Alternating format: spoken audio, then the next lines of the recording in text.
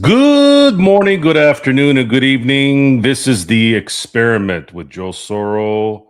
I am on our Pittsburgh Steeler edition of the experiment. What a night, what an evening. The NFL got a nice treat and can pat themselves on the back for flexing what could be the game of the year, of all times to have the game of the year, but to have it on the last night of the regular season. The Pittsburgh Steelers faced their greatest adversaries of the 21st century, and that is the Baltimore Ravens, and came away with a minimal win. But minimal win is only by the score. This is a monumental win because one team was playing for a division and a playoff spot. The other was going to go home, and the Steelers are going forward while the Ravens are going backwards. The Steelers beat the Ravens 26-24 on a missed what was it? I think it was 2 seconds. 2 seconds, yeah. It was a 2 seconds on the clock and a missed Tyler Loop field goal. It was 44 yards, I believe. It looked right coming off the leg, but then it veered right. Kind of looked like Mike Vanderjack's kick back in the 2005 2006 playoffs against the Colts. Just earlier on the extra point when the Steelers scored a touchdown, Boswell missed his first extra point of the year, and that one also veered to the right. So when it gets late, especially this late into the season, Acrisure, geez, I still hate saying that stupid name for the stadium, but formerly the Heinz Field, I'm just going to put that, formerly Heinz Field, tends to get a little bit more dicey in terms of the wind when you start kicking late at night and late into the year. And I was sitting there and I was listening to Mike Tirico waxed poetic Tyler Loop, and Tyler Loop is a rookie. He replaced Tucker, who had been the Ravens kicker for years, right? And he kept saying things about how amazing this guy was. And I remember in the forum that I usually I'm on during the game, it was just sitting there, and I'm like, dude, these guys are going to jinx this guy. And they did. Mike Tirico jinxed Tyler Loop to the point where he shanked it right, and the Steelers ended up winning.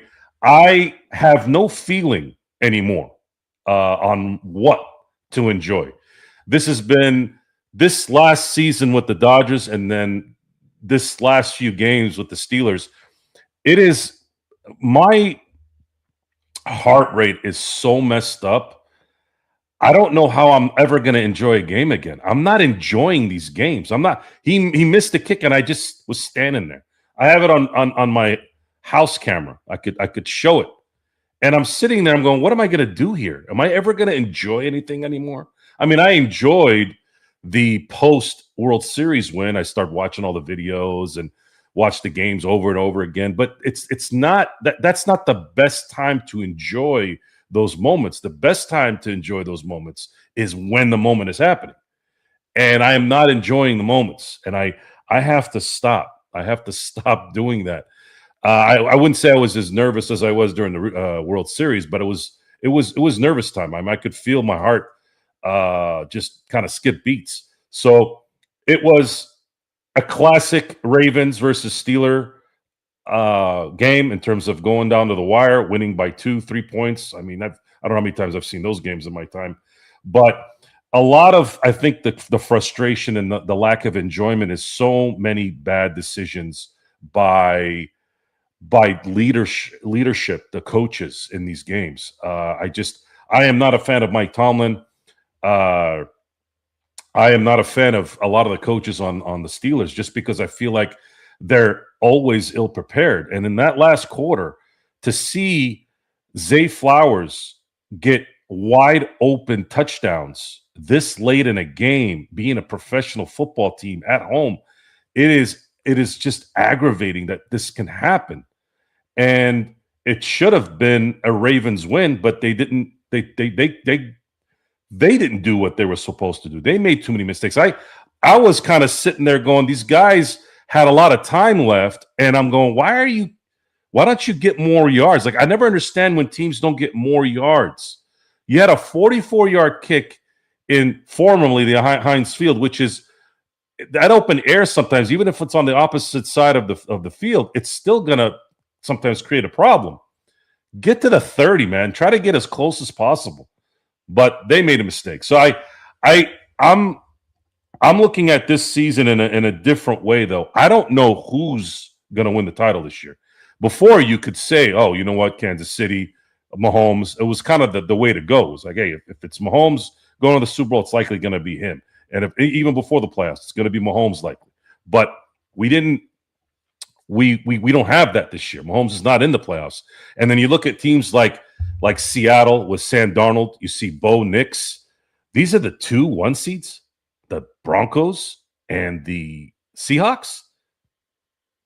Josh Allen, the Bills. Josh Allen is great and all, but are they going to be consistent? Are they going to keep showing up? Or are they going to keep losing when it matters?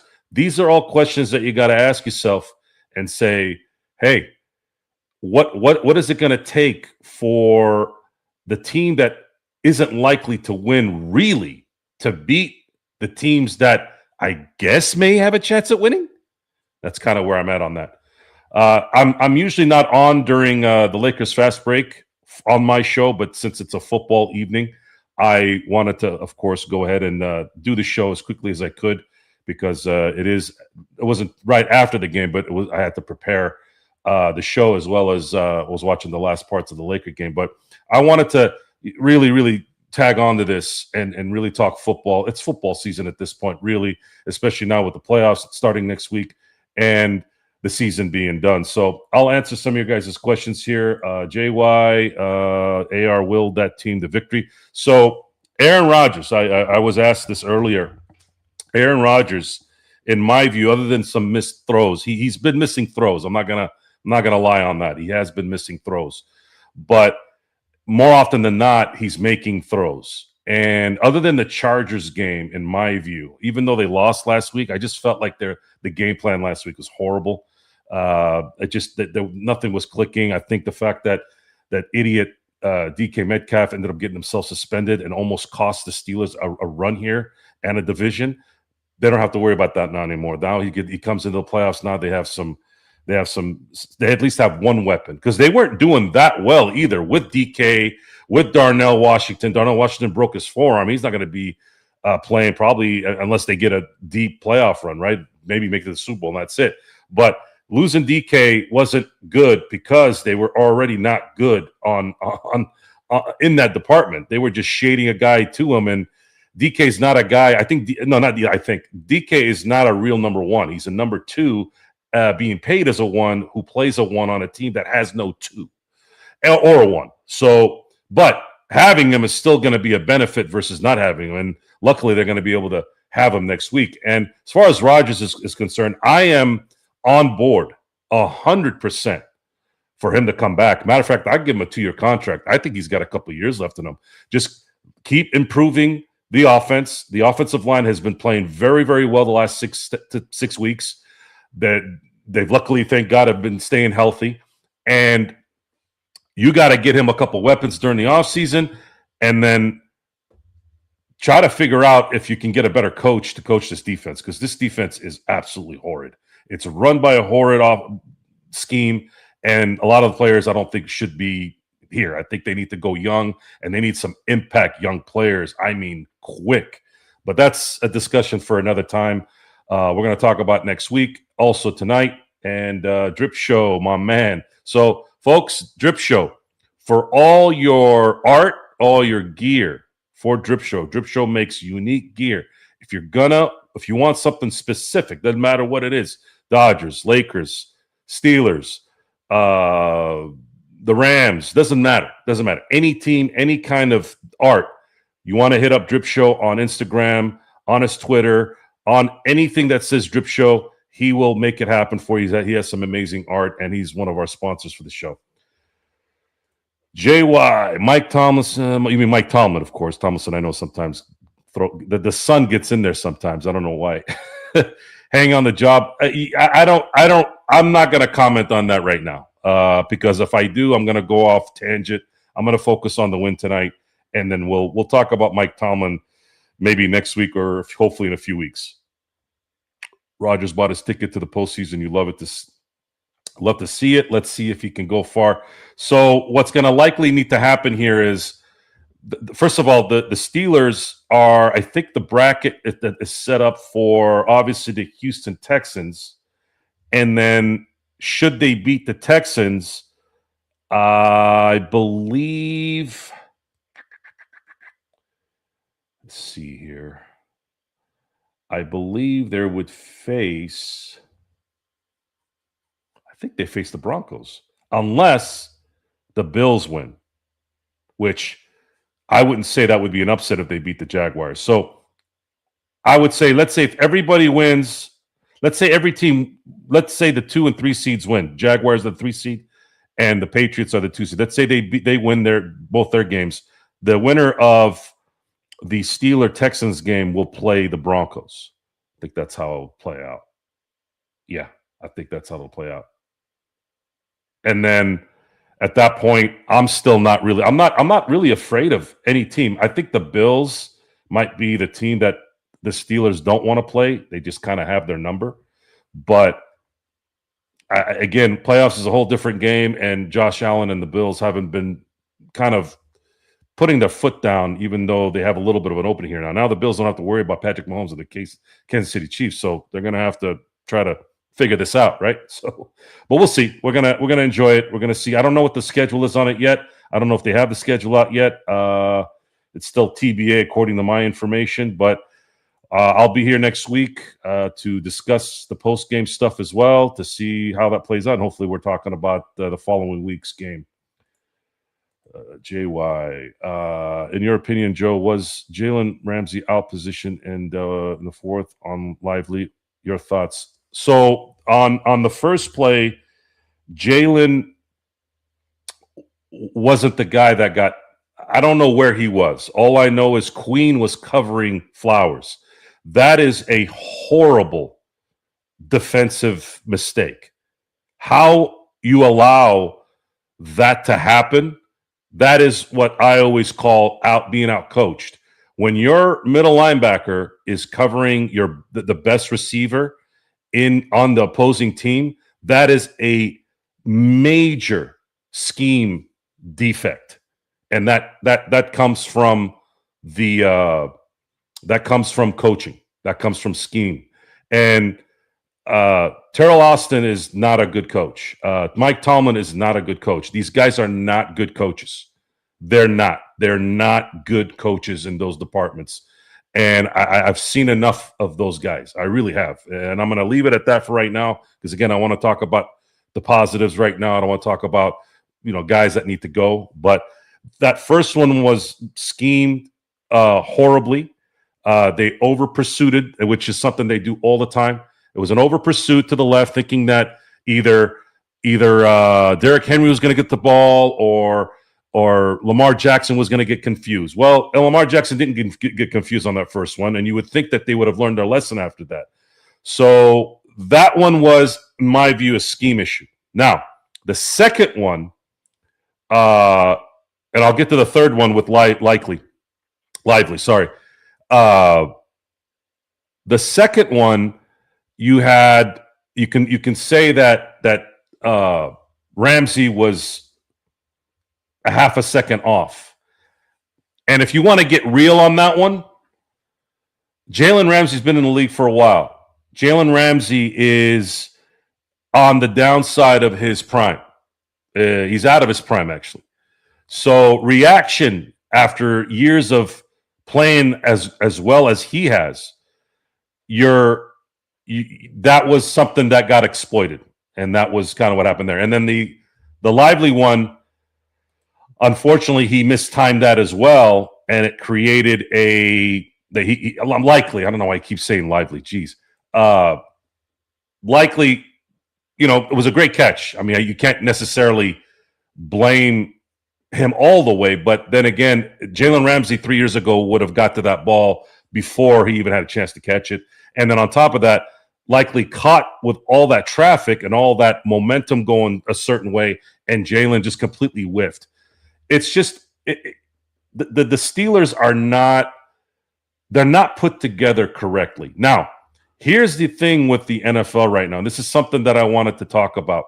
The NFL right now is going through a little bit of a mediocre transition. The last time I remember the NFL being kind of like in this, what I always call like a dead zone in terms of where the great teams are, the really good teams. There's no great team in the NFL right now. It's the first time that I can remember that in a long time. The 1999 season was the year that I remember where I didn't feel like there was a great team. And the Rams and the greatest show on turf ended up being that. And it was convenient at that time because they were doing things on offense that we had only seen maybe with Dan Marino and maybe the Niners of the 80s, right? Or even to some degree the Buffalo Bills when they ran the K gun. However, we didn't really know. If you watch the NFC Championship game that year, the Bucs were leading in that game, and it was a low-scoring game the entire game. It very easily, if it wasn't for, I think, Ricky Pearl's amazing catch towards the end of that game, Bucs might have beaten the Rams that year, right? So I haven't sensed anything this year where I'm like, man, running into that team is going to really suck. Not once. Not Seattle, not the Niners, not Philadelphia, not the Bills, definitely not the Broncos, no one. And I haven't felt that since 1999. Now, 2000 sort of had that same feel, too, even though the Ravens had one of the greatest defenses that year. But who was afraid of Tony Banks and Trent Dilfer, right? Like, who did? And then the Giants went to the Super Bowl with Kerry Collins. Like, they went on a real run, right? And that's probably what's going to happen here. You're going to see one of the conferences have a lower seed get through some of the higher seeds and get to the Super Bowl. Whether they win it or not, I don't know. I'm hoping it's the Steelers with a win. But after that, that's when you started seeing a little bit more of the transition to, oh, man, the Rams are really good this year. And then, of course, the Raiders were starting to come up a little bit at that point. The Bucs were always kind of there. The Philadelphia Eagles were sort of there. But then, of course, New England started doing their thing. Then here comes Peyton Manning and the Steelers. And then you had a nice long run where the Mannings or Brady or the Steelers and then Breeze was in there to win Super Bowl. So I don't know how this is going to play out in any way. You can sometimes predict things, but I have zero ability this year. Anyone can win the Super Bowl this year. And that's not a usual thing. I really, really think the Chargers, if they beat the Patriots and I don't know, Justin Herbert goes on a run, he can go on a run and go to the Super Bowl. That could happen. It's not likely, but it could. I don't think the Panthers are going to beat the Rams, even though they're going to be playing at home. The Eagles and Niners game might be the most intriguing game because that's kind of a burner on that one because those two teams were supposed to be one seeds this year, and now one of them is going to be one and done. That might be the best game of next week. We'll have to wait and see. Let's see here. Does Aaron Rodgers deserve a drip show canvas? That's a great question. He does deserve it. Now, here's the thing with Aaron, Chris. By the way, drip show, when I say Chris, that's his name, guys. I call him Chris. I like to call people by their real names. It's because it said, they're my boys, and I like calling them by their real names. Aaron Rodgers, I've always liked Aaron Rodgers. Before he even sniffed anything in New York, anything in Pittsburgh. I've always liked him. I think the reason why I liked him is, number one, he was that good. And I just like his attitude. And his attitude tends to ruffle feathers. And I'm not a guy that wants to be a nonconformist in any way. I am an even-keeled guy as long as you're not trying to get into the business. And I feel like he has handled people trying to get into his business in a very, very good way, and that bothers people when he does that because they want this guy to be bad. You could tell when somebody's trying to get torn down, right? You could always tell. They try to tear down Kobe, they try to tear down MJ, they try to tear down all these guys when they're at their peak, right? Some guys are trying to tear down Patrick Mahomes, and not tear him down in the sense of getting in trouble. It's just they start to not like those guys because they're too successful. Sometimes it comes from the media. Sometimes it just comes from adolescent fans. But Aaron Rodgers always had the ability to use that and kind of poke fun at it, and that's why I admire him. As far as the deserving of a drip show canvas, how can you not, Chris? How can he not be deserving when he's a 4-time MVP, right? The only player that's ever won more MVPs is Peyton Manning, and I like Peyton Manning too. And I'm a fan of Aaron Rodgers, and I want him to come back, and they got to equip him with some like legit receivers in the offseason. Should they go in here and maybe win a game and then lose or whatever, however it plays out, even if they do win it all by some miracle, you still got to bring in more horses in this thing, because I think he's got a couple years left in him. I really, really do. And again, I've liked the way they've protected him the last few weeks. Yeah, the NFL is wide open right now. No clear favorite. Last year it was the Eagles. The Eagles played well and deserved that run and ended up being dominant in the Super Bowl. But we didn't know that, really. And because I was still picking the Chiefs. I wanted the Chiefs to three-peat because I felt like there wouldn't likely be a chance to see a three-peat ever again. Those things come, and they're rare. They're rare, right? 3 in a row. I mean, the only team that ever won 3 in a row was the 65, 66, 67 Packers. But they didn't win the Super Bowl at that point. They won the NFL championship in 65. No, I'm sorry. Was it 65? Yeah. They won the NFL championship in 65, 66, and 67. However, in 66 and 67, that was the first 2 years of the AFL playing the NFL in the Super Bowl, and they won both of those Super Bowls. So they didn't technically win 3 in a row in terms of Super Bowls, but they won at that time championships 3 years in a row. And that's as close as a three-peat that the NFL has had when you include NFL championship games, Super Bowl games, because the old Packers with Curly Lambeau, I think they had a three-peat too, but there were some of those games they didn't play a championship game, which was, back in like the 20s, right? So anyways, I wanted the Kansas City Chiefs to three-peat because I like greatness. I love greatness, and I felt like I wanted to see it.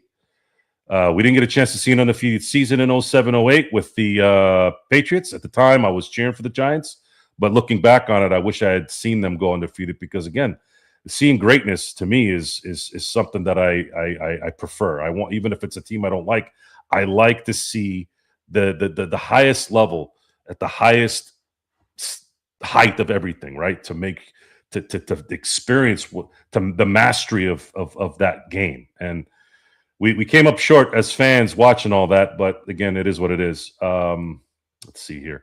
David, how you doing, man? Couple things. Our secondary still sucks. Every year, the same thing. Garbage secondary, second. What the fuck is Danny Smith doing? Kickoff coverage sucked. Boswell, well, that's on him. In defense of Danny Smith, and I've watched all 17 games this year, that was the worst one he's had this year, and it just happened to be at the worst time.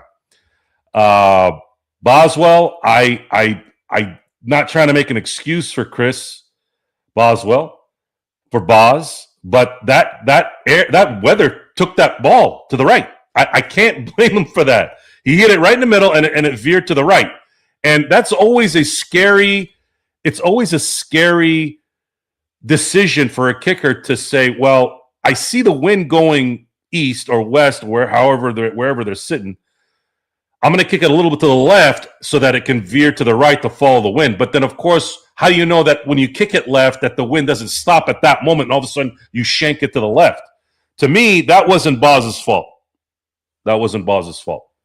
Danny Smith, I mean, the worst coverage they made at the worst time. That's what happened with this. I can't. Danny has been probably one of the best coaches on the team when you factor in Austin, when you factor in Mike Tomlin's inability to manage his timeouts, and everyone's saying, "Well, Joe, the helmet wasn't working." I'm like, this isn't the first time this shit happens.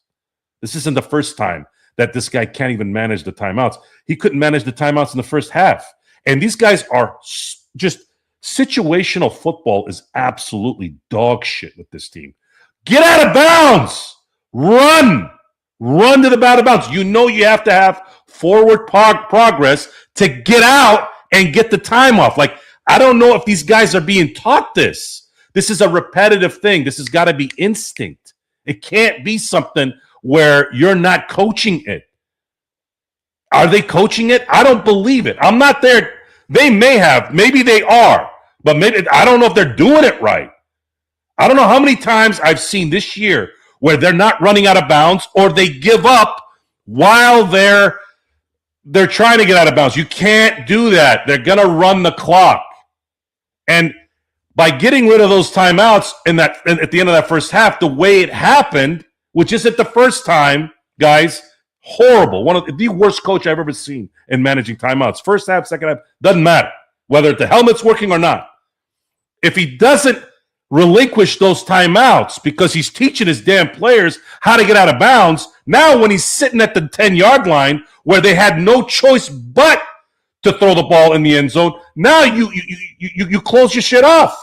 If you have a couple timeouts or at least one more timeout at the 10, now you can get Gainwell on a bubble screen and at least get maybe 5 or 6 yards. Then you call a timeout. Now things are a little bit more manageable. I mean, I don't know. I'd have to be at the practice to see how these guys are being coached.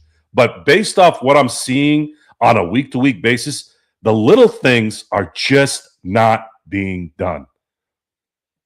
The situational awareness is horrible. You can say that those big plays are situational as well. Horrible. It's part of it. I think could be talent too. I think this team has been trying to patchwork this thing as much as they can because they don't want a real rebuild. But this team really, really needs a new coach that can teach the intricacies, the little things that matter. And that's kind of where I stand on that. Yeah, as far as the secondary is concerned, I just don't think they have some athletes here, guys. I don't know why they're not. I don't know why they're not playing better. But again, I don't know. Joey Porter Jr. has been playing a little bit better the last few months. So I guess there's some bright spots there. Thanks, Jay. Appreciate it, brother. Tomlin saved his job once again. Hold on to that one the next week. Aaron Rodgers was pretty much the reason why he became a Packers fan. Was sad to see him go, but that's what happens when you age. Teams let go of the older guy in favor of the younger guy. You know, when I look back at Aaron Rodgers' career, I'm not a big Mike McCarthy fan. Mike Sherman, I think, was his first coach. Mike Sherman was okay.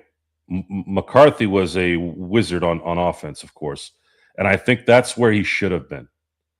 If I am in pretty good assessment on this, Aaron Rodgers, had he played with a team that had a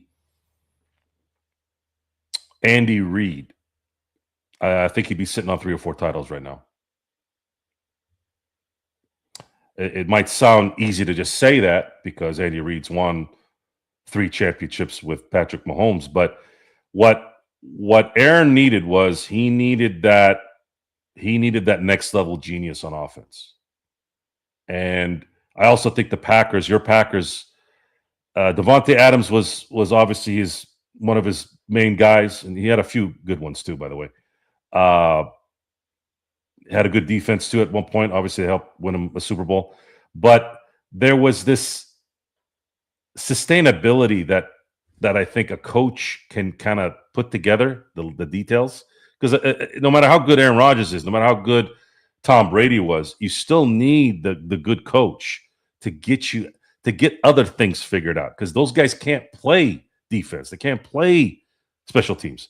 You look at Tom Brady's losses in the Super Bowls. He got sacked by Philly in what was it, Super Bowl 51? 51, 52. I think it was 52. 52. That was like the only time I remember him maybe putting his team in a position where they ended up losing. Most of the time, he was still sitting on the bench while his team was about to lose, or they lost on a last second drive. That's pretty much how it ends, right? Aaron Rodgers, I remember in 2014, 15, they had the Seahawks dead to rights. Like that game should have been over. It should have been the Packers winning this, going to the Super Bowl, and then of course, what's his name? I forgot his name. He muffed the kickoff on the onside kick, and then Seattle ended up scoring and go to the Super Bowl. And then that was the famous Seattle Patriots Super Bowl where Pete Carroll decided to throw the ball at the 1 yard line when he had a mule ready to plow everybody. But anyways, I am not enjoying sports right now in when it's live. I'm not enjoying it, and I'm really getting irritated with myself. I have to stop this. Today wasn't as stressful as the World Series, but it was pretty damn stressful, and I couldn't enjoy it because losing feels worse than winning feels good. And I thought maybe as I got older, that might dissipate a little bit. It's not. It's gotten worse, especially when your teams keep winning. I think that's probably what it is. Best league. Thank you, bud. No, you're the GOAT. You're the GOAT. You're the GOAT. How are you, Joe? What is your prediction for NFL Super Bowl? Okay, if I'm going to not be biased, looking at my initial prediction was Bills Rams, and I'll just stick with that. I think I'm probably attached to the fact that they're probably the two best quarterbacks that are in the playoffs, Stafford and Josh Allen. I feel pretty confident that they're the two best quarterbacks that are going to be in the playoffs. Sorry, Darnold. Sorry, Bo Nix. Sorry, Hurts. I know Hurts has some cachet there, but I would go with Stafford over Hurts. That's just me. Let's see here. Mark, thank you, sir. Thank you very much. Joe, I have a good question. Let's see. What is your question? If they lose week 1, was the win worth it if they keep Tomlin for 5 more years now? No, there's nothing worth keeping him. He's needed to go for a long time. Short of winning a Super Bowl, I don't think there's anything for me that would want him back. He's going to have 2 years left on his contract after this season.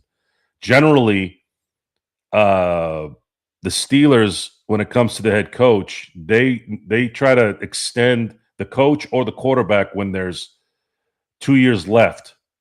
Everyone else is 1 year. Coach, quarterback, they are extended if they want to keep them 2 years before their contract's supposed to run out.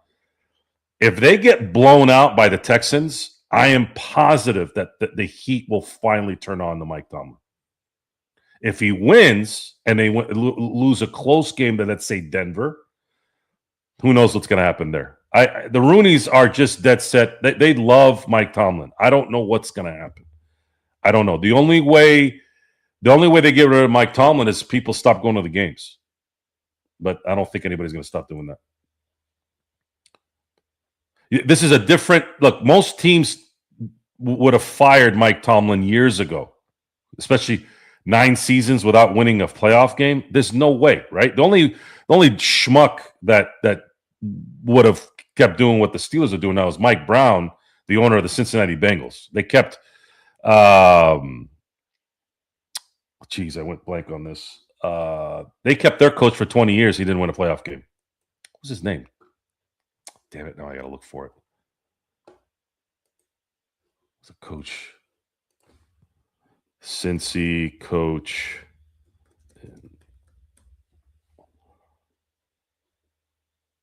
Marvin Lewis. Jesus Christ, my memory. It's weird how I forget some of the most basic things. So Marvin Lewis was coaching the Cincinnati Bengals for 20 years. Didn't win a playoff game. Other than that guy, Him and the Steelers are like the only schmucks that don't fire anybody for not winning playoff games. It's weird. We're gonna have to wait. We gotta wait it out. And again, I don't want to get all drippy here tonight, guys, considering they won the game.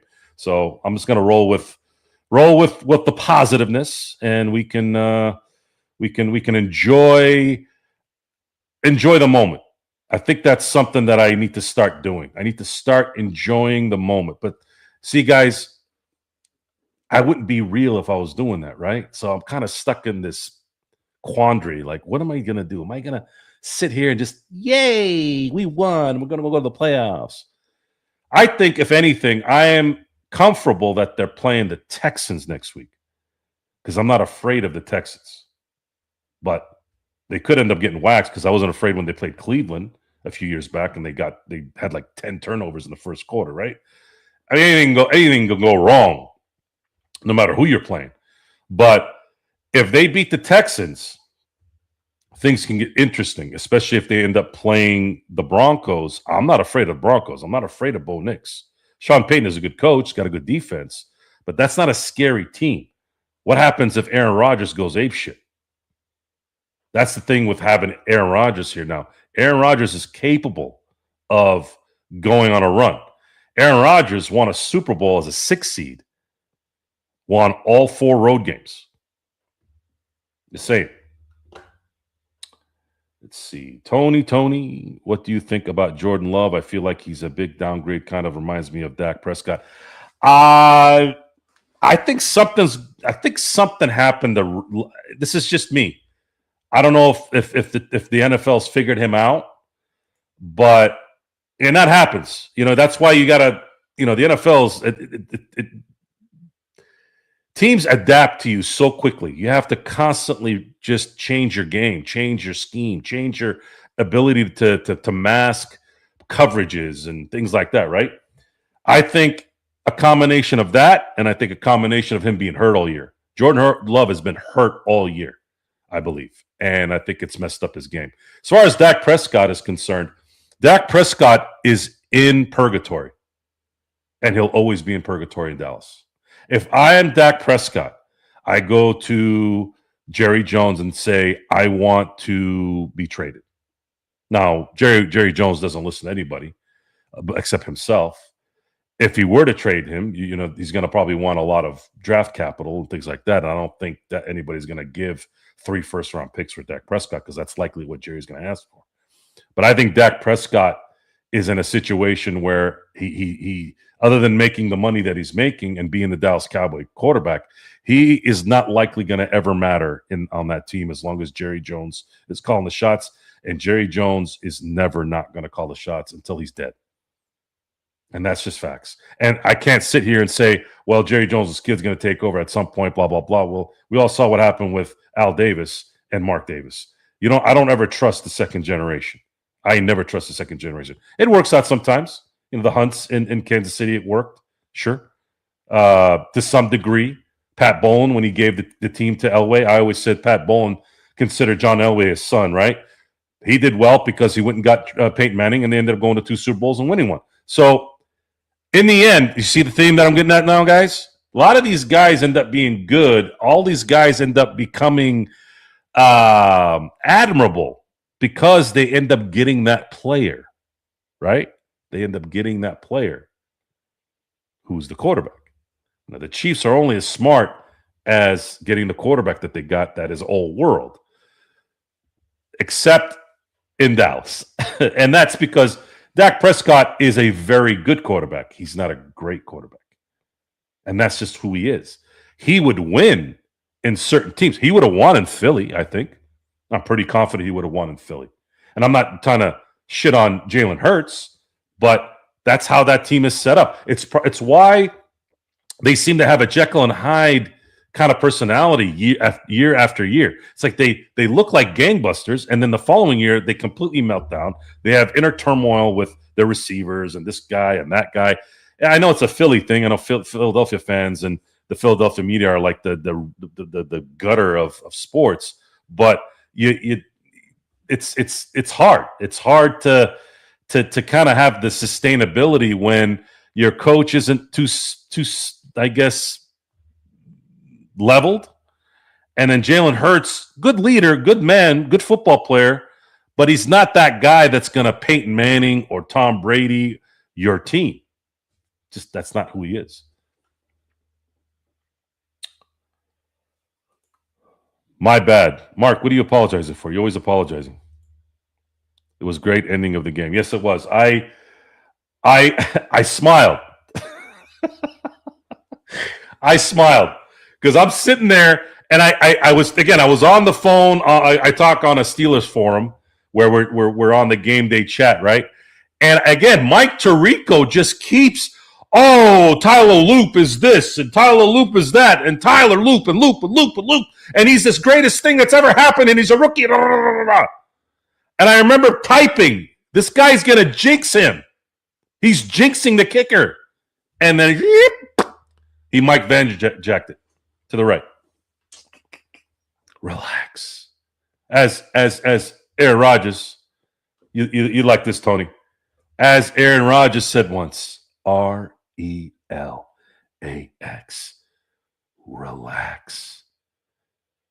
Let the guy kick the field goal first, then suck his dick. Like, seriously, relax. But they jinxed him, and it's happened. It's happened before. This isn't the first time we've seen missed field goals in games like this.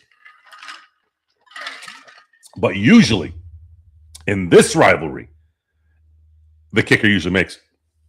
Boswell would make it. Jeff Reed would make it. Tucker would make it. When he was there, they never. Usually, the Ravens or the Steelers would make that kick. I can't remember the last time one of the kickers on these two teams when it was the last play of the game that they missed. I think this might be the first one since the Ravens came in, or I should say transferred from Cleveland to Baltimore in 1996. But nonetheless, it was a great game. Probably going to watch it again tonight when I get off air, and then try to get my mind into enjoying the playoff run here. It's nice to. I feel like last year I think the Ravens were kind of a little bit more stacked, and I kind of knew they weren't going to do well. I as good as the Texans have shown here and there, I think the Steelers have a chance to beat them, especially playing at home. So I'm going to try to really, really soak in this and hope that things go well and that they can make a little bit of a run here. It'll be fun. Let's see. Where are we here? The reason why I started the show a little bit later than I should have, I was watching the Laker game, and I was able to watch the Lakers come back from double digits to win in the fourth quarter. But again, I wanted to come do a quick show here for everyone. I know a lot of you guys are on the LFB right now, but I want to thank you all for being here, the ones that have shown up. I will be back next week. I may be back during the week. I don't know. Usually this depends on how the schedule works out, but thank you for being here tonight for the 45-minute show here. What will be 45 minutes. If you guys have any questions, any answers you need, please don't hesitate to hit me up on the comment section. You can also hit me up on Twitter. You can hit me up on Instagram. Just put in the experiment and you'll find me. And for everyone out there, all around the globe, have a good morning, have a good afternoon, have a good evening. Until next time, I'll see you next time.